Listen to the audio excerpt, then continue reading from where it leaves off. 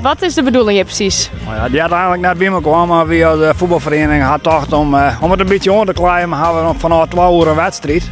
En dan zitten we met kabitbussen eigenlijk op een goal en dan tellen we de punten op en dan maak je er eigenlijk een wedstrijd van. Maar een eerste, tweede en derde prijs in geldbedrag. Dat klinkt leuk. En is het de eerste keer dat je hem dit zou doen? Dit is de 5e keer dat we het zouden doen, maar de laatste 2 jaar dat we echt een wedstrijd van maken hebben. En meestal moet zich even ommelden of hoe werkt dat precies?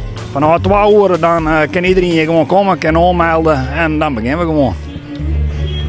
En want ze ben je nou echt bezig? Wat gebeurt hier nou op de achtergrond?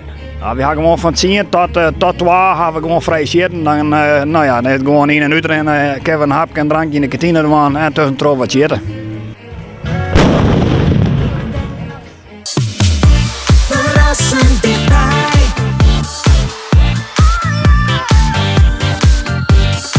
RTV en